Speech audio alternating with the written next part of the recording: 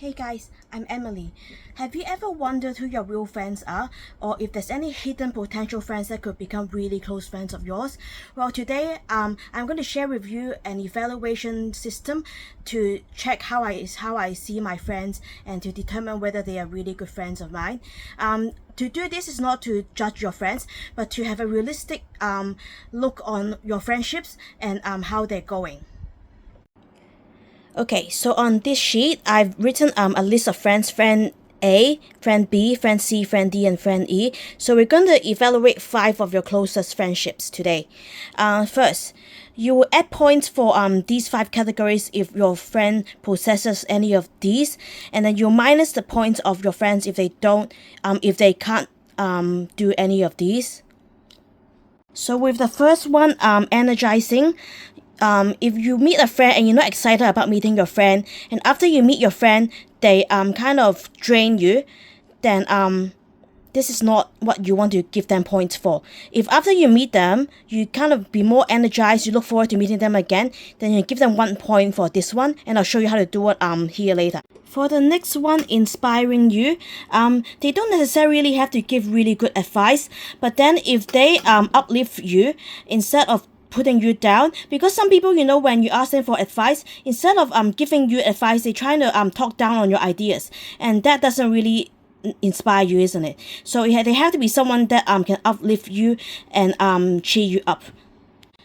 The next one is help and support you. So if a friend is actually can practically help you, or they emotionally support you, that's a really good friend. They're not here to drain you or discourage you. That's really important.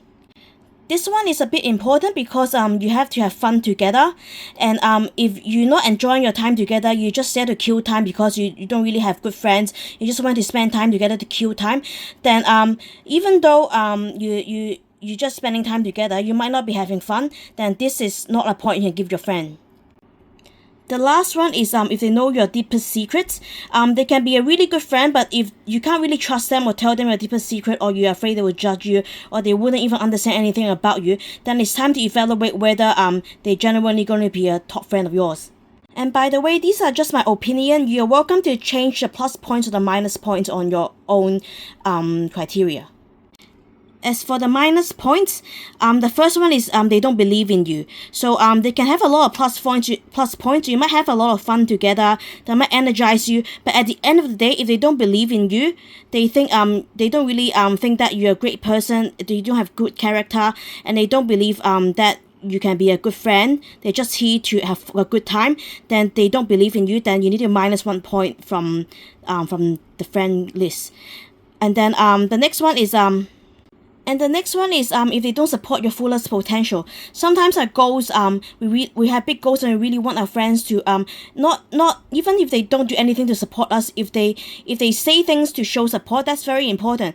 Sometimes even when we have goals that are not realistic, instead of saying things that are very negative, it's better if they show some support or give you realistic advice as a real friend. That's how they show real support, and it's more positive. The next one is if they talk negatively. Some people just like to say negative things about their lives and other people, and just gossip about other people. These are friends that's really negative, and I will minus 1 point from them if they talk negatively. The next one is inconsistent.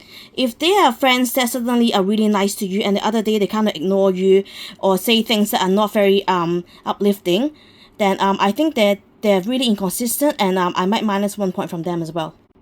And for the last one, not open-minded, my definition is if they're not willing to try new things, they don't believe things can ever change, or they just don't want to see any growth in themselves or other people, then they're not very open-minded, and that's probably a minus for me. Okay, so now I've completed the friendship list on the side with calculations.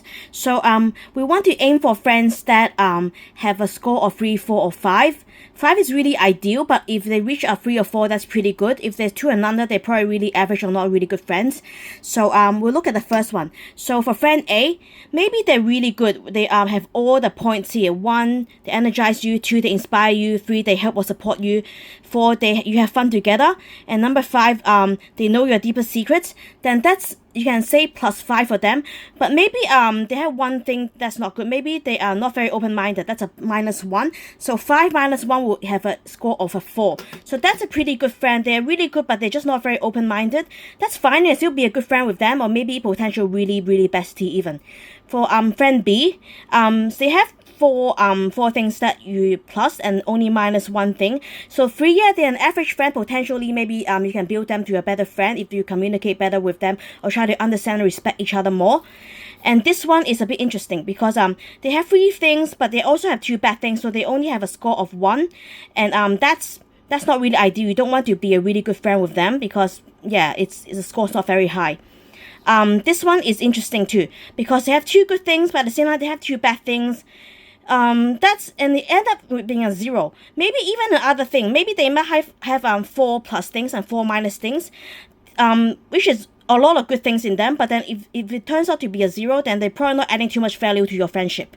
And the last one is the most interesting of all. The last one is you find out that maybe they have 3 good things and maybe nothing really bad, but you never notice this friend because they're just really average of 3, but if there's nothing really bad about them, then this is a potential really good friend because they have quite a lot of 3 things that are good things about them. So potentially this can be pushed up to a best friend level. Anyway, this is just a way I evaluate my friendships. If you find it useful, please try it and let me know how it goes. Thank you.